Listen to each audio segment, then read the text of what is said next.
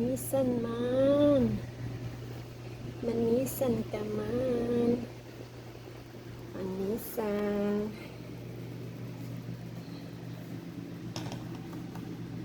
Ang aking cake tamar. Mayroon pa. Manisan man. Matitimbok ko.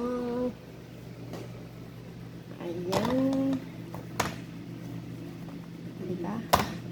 Manisan. Kasing ganda ng nag-bake. Charot. Ayan.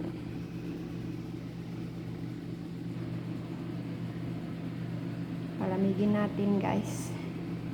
Sinong gustong malaman ang ingredients nito at saka paano ang procedure, mag-PM lang sa akin. Pag hindi ako busy, ituturo ko.